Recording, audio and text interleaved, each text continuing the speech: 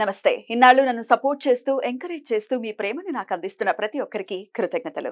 అలాగే ఈ వీడియో కూడా ఖచ్చితంగా మీకు ఉపయోగపడుతుంది. లైక్, షేర్ అండ్ సబ్స్క్రైబ్ చేసి మీ సపోర్ట్‌ని నాకు అందించండి. అలాగే ఈ వీడియో పట్ల మీకున్న అభిప్రాయాన్ని కామెంట్ సెక్షన్‌లో కామెంట్ చేసి తెలియజేయండి.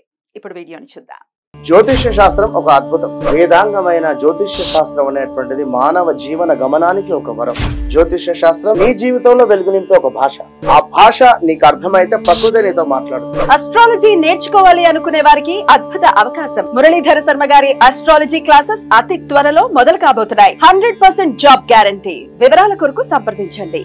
నమస్తే, వెల్కమ్ టు అవర్ ఛానల్. నేను పద్మిని. ప్రస్తుతంతో పాటు ప్రముఖ ఆధ్యాత్మికవేత్త, అస్ట్రాలజర్, అలాగే లైఫ్ కోచ్ శ్రీమతి డాక్టర్ సుధా గారు మనతో పాటు ఉన్నారు. మాట్లాడదాం. సుధా గారు నమస్తే అండి. నమస్కారం పద్మిని. బాగున్నారా సుధా గారు? ఫైన్. మీరందరూ ఎలా ఉన్నారు? మేము అందరం బాగున్నాం. సెప్టెంబర్ మాసం వచ్చేస్తుంది. మీరు బోర్డు మీద రాసినట్టుగానే ఎస్, సెప్టెంబర్ భాద్రపద మాసం కూడా సెప్టెంబర్ ఇంచుమించు 4వ తారీఖు మొదలవుతుంది. ఎలా ఉండబోతోంది సెప్టెంబర్ మాసం ద్వాదశ రాశుల వాళ్ళకి? అందరూ వేచి ఉంటారు కదా దాని గురించి. యాక్చువల్ గా ఫస్ట్ ఎప్పటికైనా మన రాశి ఫలితాలు మాట్లాడుకున్నాం అంటే మనం గోచారం మాట్లాడుకోవాలి. సో ఇక్కడ ఏమేమి ప్లానెట్స్ అంటే గ్రహాలు ఉన్నాయో చూద్దాం. ఏ ఇంట్లో ఉన్నాయి, ఏమేమి రాశిలో ఉన్నాయో చూద్దాము.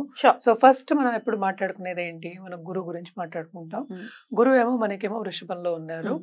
అలాగే మనకి మార్స్ అంటే ఏంటి, మేషానికి అధిపతి. ఆయన ఏమో ఎక్కడికి బుధుడి ఇంట్లోకి వస్తున్నాడు అనమాట, అంటే మనకి మిథునంలో. అలాగే బుధుడు దిగుతున్నారు ఎక్కడికి, మనకి సింహానికి. ఆల్రెడీ రిట్రోగ్రేడ్ అయ్యి దిగడం అంటే సెప్టెంబర్ 4th కి 5th కి అలా దిగుతున్నారు అనమాట. తర్వాత కేతు ఏమో మనకి కన్యలోనే ఉన్నారు. అలాగే రాహు మనకి మీనంలో ఉన్నారు. శని ఏమో రిట్రోగ్రేడ్ లో మనకి కుంభంలోనే ఉన్నారు. ఇంకోటి ఏంటంటే మనకి ఇక్కడ శుక్రుడేమో మనకి ఆగస్ట్ ఎండ్ నుంచి మనకి సెప్టెంబర్ 18th వరకు ఇందులో అంటే ఏంటి కన్యలో ఉంటున్నారు. మళ్ళా ఆయనేమో తులాకి వెళ్తున్నారు సెప్టెంబర్ 18th కి. రవి ఏమో మనకి సెప్టెంబర్ 16th కి కన్యకి దిగుతున్నారు అనమాట. అలాగే బుధుడు నేను ఇందాక మాట్లాడినట్టు కిందకు వస్తున్నారు, సింహానికి వస్తున్నారు. సో ఇవి గ్రహచారాలు. మనం ఎప్పుడు అనుకున్నట్టే కొన్ని రాసులకి చాలా బాగుంటాయి, కొన్ని రాసుల వారికి మిశ్రమంగా ఉంటాయి. జనరల్ గా మనం చూసామంటే అన్ని మిశ్రమ ఫలితాలే మనం చెప్తూ ఉంటాం, ఎందుకంటే మనకి షార్ట్ టర్మ్ పీరియడ్ ఇది, అంటే 30 రోజులకి మాట్లాడుకుంటున్నాము. సో ఈ గ్రహచారం పట్టే మనం అన్ని రాసుల వారికి మాట్లాడుకోవాలి. సో అందరికి మిశ్రమ ఫలితాలు. కొన్ని రాశులకి చాలా బాగుంటాయి, ఎస్పెషల్లీ వృశ్చిక రాశికి, మేష రాశికి చాలా బాగుంటుంది. ఎందుకు బాగుంటుంది అనేది కూడా ఒకసారి మనం వివరంగా తెలుసుకుందాం. అలాగే సో మంత్లీ కాబట్టి 30 రోజులకి సంబంధించి కాబట్టి కుజ, బుధ, రవి, శుక్రుల్ని బేస్ చేసుకుని మీరు ఇప్పుడు చెప్పేటటువంటి ఫలితాలు మొత్తం అన్ని చూసుకుంటాం. ఎందుకంటే అరే కేతు, రాహు కూడా చూసుకోవాలి కదా, మేజర్ గ్రహాలు. ఎప్పటికైనా గ్రహచారం అంటే ఏంటి, గోచారం చూసినప్పుడు మనం మేజర్ గ్రహాలని ఎక్కువ తీసుకుంటాం, పరిగణనకి ఎక్కువ తీసుకుంటాం. ఇవి చిన్న చిన్న అంటే ఏంటంటే తొందరగా మూవ్ అయ్యే ప్లానెట్స్ కనుక మనం కొంతవరకు చెప్పగలుగుతాం. ఏదైనా సరే వ్యక్తిగత జాతకం మీద ఆధారపడి ఉంటుంది. డెఫినెట్లీ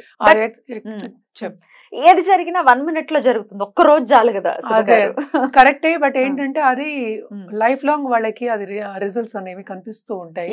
కానీ అదే మంచి ఫలితాలు అయితే తప్పక అందరూ సంతోషిస్తారు.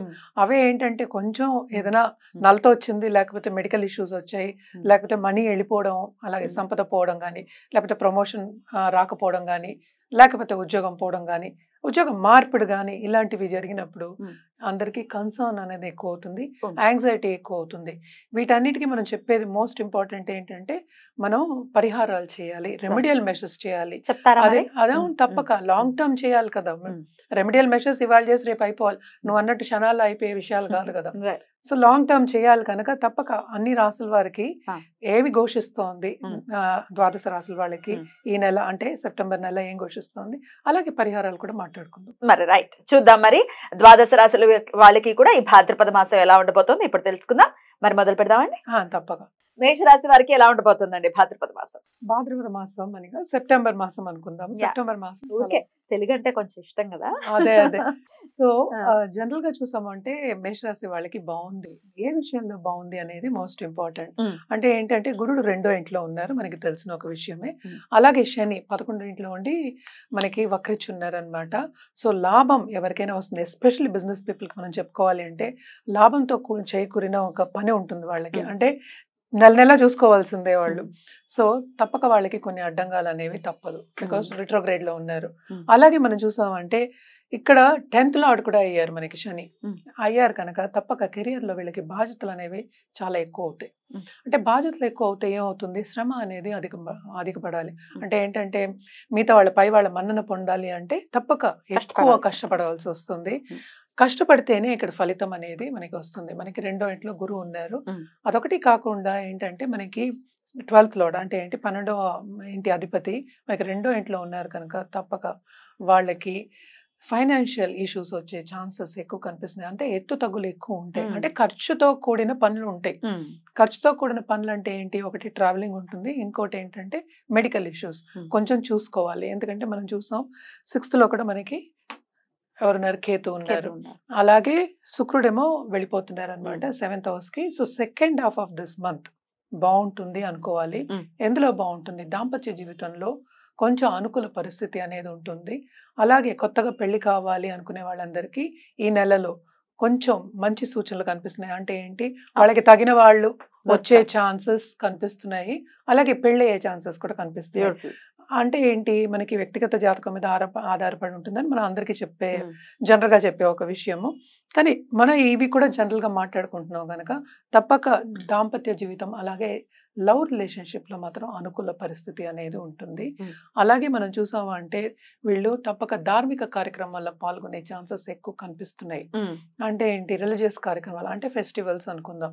మనకి ఎలాగో భాద్రపద మాసంలో ఉన్నాయి కొన్ని ఫెస్టివల్స్, వినాయక చవితి ఉంటుంది, అది బాగా ఫుల్ ధూమ్ ధామ్ గా చేసే ఒక ఫెస్టివల్. బాగా పాల్గొంటారు, అంటే చురుగ్గా పాల్గొంటారు అని చెప్పుకోవచ్చు.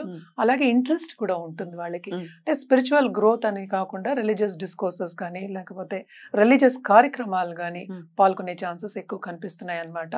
అలాగే మనం ఏమిటంటే పరిహారాల విషయానికి వచ్చామంటే ఏ విషయాల్లో ఖచ్చితమైన జాగ్రత్తలు తీసుకోవాలి వీళ్ళు తప్పక ఏంటంటే హెల్త్ విషయంలో. ఎందుకంటే మనకి పిల్లల విషయంలో కూడా, ఎందుకంటే రవి మళ్ళా ఏమో 6వ ఇంటికి వస్తున్నాడు. అలాగే ఏంటంటే నోటి దుడుసు ఎక్కువ ఉండకూడదు, పై వాళ్ళతో కొంచెం జాగ్రత్తగా ఉండవలసిన ఒక పరిస్థితి. ఎందుకంటే తెలియని ఎనిమీస్ వచ్చే ఛాన్సెస్ ఎక్కువ కనిపిస్తున్నాయి మనకి. అలాగే పవర్ఫుల్ ఎనిమీస్ అన్నమాట. అలాగే రవి ఇక్కడ ఉన్నంత వరకు గవర్నమెంట్ తో పని చేయించుకోవాలంటే తప్పక పనులు అవుతాయి వాళ్ళకి. అంటే చిన్న చిన్న పనులు ఉంటాయి కదా, అలాగే గవర్నమెంట్ కాంట్రాక్ట్స్ వాళ్ళకైనా బాగానే ఉంటుంది అనమాట. మనం పరిహారాల విషయాన్ని మాట్లాడుకుంటున్నాం కనుక తప్పక మన రవికి చేయడం అనేది మోస్ట్ ఇంపార్టెంట్. ఎందుకంటే నవగ్రహాలకి అధిపతి రవి మనం చెప్పిన సోలార్ సిస్టమ్ కి. సో తప్పక అర్ఘ్యం ఇవ్వడం కానీ రవికి. అలాగే మనం ఏంటంటే ఇక్కడ కేతుకి తప్పక చేయాలి. గణపతి పూజ ఎలాగో పండగ వస్తోంది కనుక కొంచెం బాగా చేసుకోవడం అంటే మోస్ట్ ఇంపార్టెంట్ ఏంటంటే అది నాకు కావాలి నేను చేసుకుంటానని థాట్ ఉండాలి. థాట్ అంటే ఏంటి, గట్టిగా బలంగా సంకల్పం చేసుకుని చేయడం అనేది ఇంపార్టెంట్.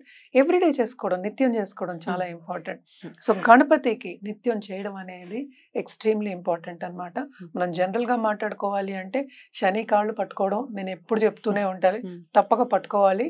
శని కాళ్ళు పట్టుకోవడం అంటే దానం ఇవ్వడం, అలాగే నవగ్రహాల ప్రదర్శన చేయడం అనేది ఎవరు ఓపికన బట్టి వాళ్ళది. మనం ఇన్ని పరిహారాలు చెప్తున్నారు, ఇవన్నీ జనరల్ పరిహారాలే కనుక తప్పక రోజు చేయొచ్చు కూడా వీళ్ళు. కానీ శనివారం చేయడం, ఎస్పెషల్లీ నవగ్రహాల చుట్టూ ప్రదక్షిణ చేయడం ఎక్స్ట్రీమ్లీ ఇంపార్టెంట్. నేను ఇందాక చెప్పినట్టు హెల్త్ విషయం మీద జాగ్రత్త పడాలని చెప్తున్నాను కనుక ఆదిత్య హృదయం సండే చదువుకోవడం చాలా మంచిది. చాలా అంటే మన ఇంట్లో అర్ఘ్యం ఒక్క నిమిషంలో మనం ఇవ్వచ్చు కదా. ఆదిత్య హృదయం లిటరల్లీ ఒక 10 minutes లో చదివేసుకోవచ్చు. చదవకపోయినా మనకి యూట్యూబ్ లో ఉన్నాయి కదా, తప్పక వినొచ్చు. అది కూడా ఎక్కువ పాజిటివిటీని తీసుకెళ్తుంది. రైట్ అండి, చాలా అద్భుతంగా వివరించారు. డెఫినెట్ గా కొన్ని విషయాల్లో మంచి జరగబోతోంది, కొన్ని విషయాల్లో జాగ్రత్త వహించాల్సిన అవసరం ఉంది మేషరాశి వాళ్ళు. కాబట్టి ఇవన్నీ కూడా చూసుకుంటూ ఈ మాసం అంతా కూడా చాలా ప్రశాంతంగా మేషరాశి వాళ్ళకి వెళ్ళాలని మనస్ఫూర్తిగా కోరుకుంటూ ఇక నెక్స్ట్ ఎపిసోడ్ లో వృషభ రాశి గురించి తెలుసుకుందాం. థ్యాంక్ యూ అండి, నమస్తే.